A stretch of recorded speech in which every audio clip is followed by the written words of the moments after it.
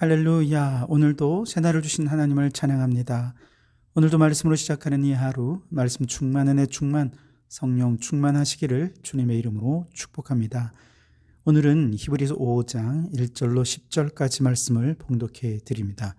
하나님의 말씀을 경청하시기 바랍니다. 대제사장마다 사람 가운데서 택한 자이므로 하나님께 속한 이 일에 사람을 위하여 예물과 속죄하는 제사를 드리게 하나니, 그가 무식하고 미혹된 자를 능히 용납할 수 있는 것은 자기도 연약함에 휩싸여 있음이라. 그러므로 백성을 위하여 속죄제를 드림과 같이 또한 자신을 위하여도 드리는 것이 마땅하니라. 이 존귀는 아무도 스스로 취하지 못하고 오직 아론과 같이 하나님의 부르심을 받은 자라야 할 것이니라. 또한 이와 같이 그리스도께서 대제사장이 되심도 스스로 영광을 취하심이 아니요 오직 말씀하신 이가 그에게 이르시되 너는 내 아들이니 내가 오늘 너를 낳았다 하셨고, 또한 이와 같이 다른 데서 말씀하시되 내가 영원히 멜기세덱의 반차를 따르는 제사장이라 하셨으니, 그는 육체에 계실 때에 자기를 죽음에서 능히 구원하실 이에게 심한 통곡과 눈물로 간구와 소원을 올렸고 그의 경건하심으로 말미암아 들으심을 얻었느니라. 그가 아들이시면서도 받으신 고난으로 순종함을 배워서 온전하게 되셨은즉 자기에게 순종하는 모든 자에게 영원한 구원의 근원이 되시고 하나님께 멜기세덱의 반차를 따른 대제사장이라 칭하심을 받으셨느니라. 아멘. 오늘도 이 말씀을 통해 우리에게 주신 하나님의 음성을 듣게 되길 바랍니다.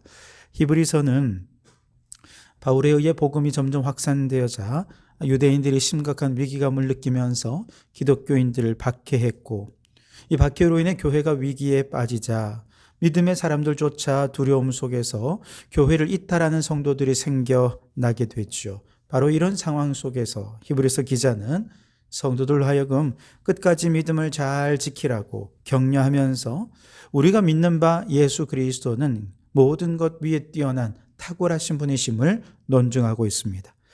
특별히 오늘 5장 말씀에는 인간 대제사장과 영원하신 대제사장 예수 그리스도를 비교하면서 예수님의 탁월성을 논증하고 있습니다. 우선 인간 대제사장의 모습은 어떤가? 1절에 대제사장마다 사람 가운데서 택한 자이므로 하나님께 속한 일에 사람을 위하여 예물과 속죄하는 제사를 드리게 하나니 그랬죠. 이스라엘의 제사장들은 백성들이 하나님의 율법을 잘 지키도록 가르치고 해석하고 율법대로 하나님 앞에 제사를 드리는 총책임을 맡은 자였습니다. 그런데 이스라엘 백성들은 대제사장과 제사장들이 행하는 제사의식을 통해서만 하나님과 교통을 할 수 있었거든요. 그렇기 때문에 대제사장이나 제사장들이 하는 가장 중요한 일은 하나님께 제사를 드리는 일이었습니다. 그런데 이렇게 제사를 드리러 오는 대부분의 사람들은 어떻습니까? 죄를 가지고 옵니다. 그 죄를 가지고 하나님 앞에 용서를 구하러 나와요. 물론 나시린으로 헌신하는 헌신서약을 위해 오시는 분들도 있지만 대부분은 죄를 가지고 죄사함을 얻으러 온단 말이죠. 대제사장은 바로 그런 이들의 죄를 대속해 주는 역할을 합니다. 그러다 보니 대제사장에 만나는 사람들은요, 어지간히 용납하는 마음이 아니면 참 품기가 쉽지 않은 사람들이었습니다. 2절에 그가 무식하고 미혹된 자를 능히 용납할 수 있는 것은 자기도 연약함에 휩싸여 있음이라 그랬습니다. 백성들은 하나님의 진리에 대해 무지하고 마귀에게는 쉽게 미혹되는 사람들이었어요. 그러니 대제사장이 그들을 볼 때마다 정죄하는 마음이 생기지 않겠습니까? 때로 그들을 용납하기 쉽지 않은 마음이 있을 것입니다. 그때마다 제사장이 무슨 생각을 해야 되느냐? 나도 연약한 죄인이야 라는 생각으로 그들을 용납하라는 것이죠. 대제사장이 무식하고 미련한 인생들을 용납하고 그들을 위해 하나님 앞에 속죄해주고 기도해줄 수 있는 것은 자신도 보통 인간이 당하는 시험과 환난과 곤고와 괴로움을 동일하게 겪을 수밖에 없는 연약한 인간이기 때문이지요.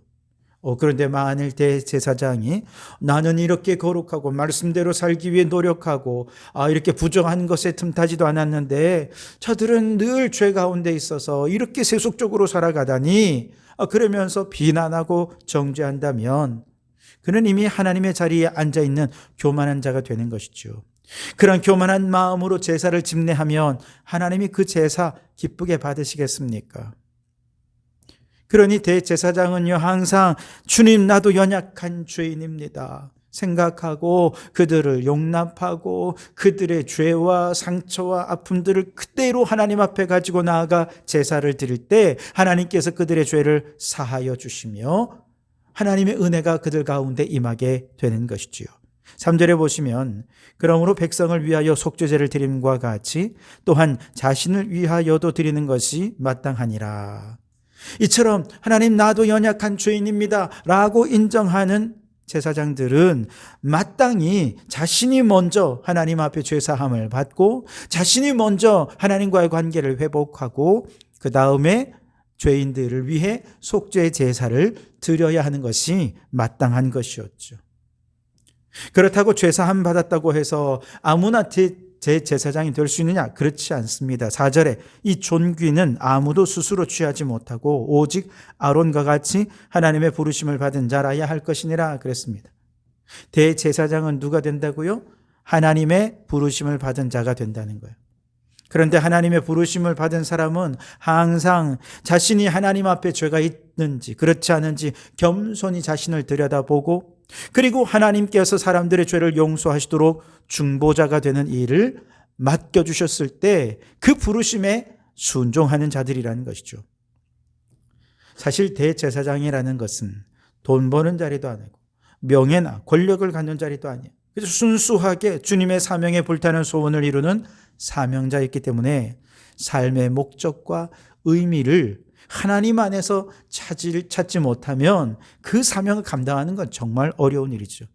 그런 의미에서 대제사장은 하나님이 나를 이곳에 부르셨다. 바로 이 사실에서 삶의 의미와 목적을 찾는 사람들입니다. 그 의미와 목적이 분명한 부르심이라면 세상 것에 미련 두지 않고 일평생 하나님이 부르신 귀한 제사장의 사명에 헌신할 수 있게 되는 것이지요. 자, 그렇다면 예수님은 어떻습니까? 예수님도 하나님의 부르심을 따라 대제사장이 되셨지만 죄가 없으신 분이십니다. 5절에 또한 이와 같이 그리스도께서 대제사장이 되심도 스스로 영광을 취하심이 아니요 오직 말씀하시니가 그에게 이르시되 너는 내 아들이니 내가 오늘 너를 낳았다 하셨고 그랬습니다. 인간 대제사장은 연약한 사람들이었기 때문에 죄 짓고 그래서 자신을 위한 속죄 제사가 반드시 필요했지만 대제사장이신 예수님, 영원한 대제사장이신 예수님은 연약한 인간의 몸을 입고 이 땅에 오셨기에 인간의 아픔과 상처와 연약함 충분히 이해하고 용납하고 그리고 그 연약함을 동정하실 수 있지만 죄는 없으십니다. 그래서 우리의 죄를 대속하실 수 있는 유일한 분이 되시는 것이지요. 뿐만 아니라 직분상으로 우리 주님은 대제사장으로 부르심을 받았습니다. 6절에 또한 이와 같이 다른 데서 말씀하시되 내가 영원히 멜기세덱의 반차를 따르는 제사장이라 하셨으니 그랬습니다. 인간 대제사장은 아론의 반차를 따라왔기에 죽음의 한계가 있습니다. 그래서 계속 대제사장이 바뀌죠. 그러나 예수님은 멜기세덱의 반차를 따라 오셨기에 영원한 대제사장이십니다. 즉 예수님께서도 철저하게 성부 하나님의 부르심에 의해서 제사장이 되셨다는 것이죠. 중요한 것은 주님은 하나님의 부르심에 순종하신다는 것이죠. 성자 예수님이 성부 하나님의 뜻에 순종하셨다는 거예요. 이건 여러분 이해하기가 쉽지 않습니다. 성부 하나님도 하나님이고 성자 예수님도 하나님인데 왜 성자 예수님이 성자 하나님께 순종하셨을까? 이것은 성부 하나님이 더 우월하시다 이런 뜻이 아닙니다. 바로 성자 예수님께서 인간의 몸을 입고 이 땅에 오시는 것부터 철저한 순종으로 인간의 구원의 역사를 이루기 위해서 그렇게 순종하십니다. 그리고 그러한 예수님의 순종은 하나님의 자녀인 성도들도 하나님 앞에서 철저히 순종해야 하는 모범을 보여주신 것이다 라고 말할 수 있습니다. 8절과 9절의 앞부분을 보세요. 그가 아들이시면서도 받으신 고난으로 순종함을 배워서 온전하게 되셨은즉 그랬죠. 이 말씀은 오늘 우리가 연약함 중에 그리고 고난 중에 어떻게 하나님께 응답해야 되는지를 보여줍니다. 자, 예수님은 아들이시면서도 고난받음으로 순종함을 배웠다 그랬습니다. 그리고 그 순종을 통해 온전하게 되셨다는 거예요. 예수님께서도 자동적으로 예수님이니까 당연히 순종하시겠지가 아니라 순종을 배워야 하셨다는 것이죠. 십자가를 지셔야 하니까 그냥 담담하게 지셨다는 뜻이 아닙니다. 그분은 순종하는 분이 아니라 원래 명령하는 분이셨어요. 그럼에도 불구하고 순종하심을 배웠다는 거예요. 그분에게 순종이 얼마나 어렵고 힘들었다는 걸 말씀해 주시는 것이죠. 왜냐하면 그분은 철저한 완전한 인간이 되셨기 때문입니다.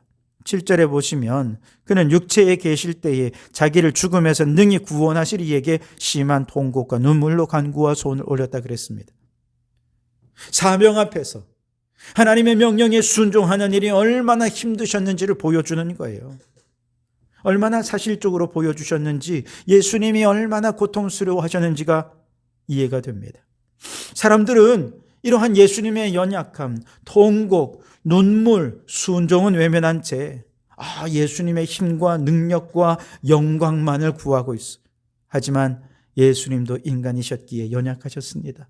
아버지 뜻에 불순종할 가능성이 있었지만 그때마다 아버지의 부르심을 기억하며 그 연약함 중에서 하나님께 철저히 순종하신 것입니다. 예수님께서는 하나님이심에도 불구하고 성육신하셔서 철저히 연약함을 경험하시고 그 안에서 순종하시고 순종의 본을 보여주신 것이죠. 그 결과 예수님은 죽음의 세력을 이기고 승리하셨죠. 예수님의 승리는 힘과 능력의 승리가 아니라 연약함으로 이룬 승리, 순종함으로 이룬 승리였다는 것이죠. 그렇다면 우리도 스스로의 연약함을 인정하지 않을 수 없습니다. 그래야 하나님의 부르심에 순종하는 법을 배울 수 있기 때문이죠. 우리가 약해져야 하나님께서 우리를 통해 일하시고 승리하시는 것을 깨닫게 됩니다. 우리가 약해져야 하나님이 강해지십니다. 우리가 겸손해져야 하나님이 우리를 통해 일하시는 것을 경험하게 될 것입니다. 다시 한번 8절과 9절을 보시면 그가 아들이시면서도 받으신 고난으로 순종함을 배워서 온전하게 되셨은즉 자기에게 순종하는 모든 자에게 영원한 구원의 근원이 되시고 그랬습니다. 온전하게 되셨다. 이거 완벽해졌다는 뜻이 아닙니다. 인간의 연약함으로 하나님께 철저히 순종하실 때 그를 통해 하나님이 보여주고 그를 통해 하나님의 뜻이 드러났다라는 뜻입니다. 예수님의 순종을 통해 드러난 하나님의 뜻은 바로 죄인들을 구원하는 것이죠. 그래서 예수님은 영원한 구원의 근원이 되셨습니다. 그러므로 누구든지 자신의 죄를 고백하고 예수님께 순종하는 자는 온전한 구원을 이루고 죄인이 의인되고 죽음에서 생명을 얻고 지옥에서 천국으로 옮겨지는 축복을 누리게 되는 것이지요.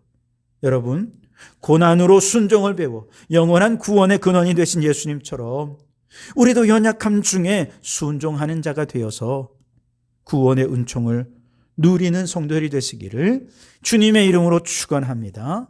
기도하겠습니다. 사랑의 하나님, 예수님께서 우리의 영원한 대제사장이 되심을 감사를 드립니다. 연약한 인간 제사장과는 달리 죄 없으신 주님께서 우리의 죄를 대속하시고 고난 속에서도 철저히 순종하심으로 영원한 구원의 근원이 되셨음을 믿고 감사를 드립니다. 우리도 우리의 연약함을 인정하며 겸손히 주님께 순종하게 하시고 고난 속에서도 믿음을 잃지 않고 주님의 은혜를 붙들게 하옵소서. 예수님의 순종을 본받아 하나님의 뜻을 이루는 삶을 살게 하시며 끝끝내 구원의 은총을 누리게 해 주시옵소서. 예수님 이름으로 기도하옵나이다. 아멘.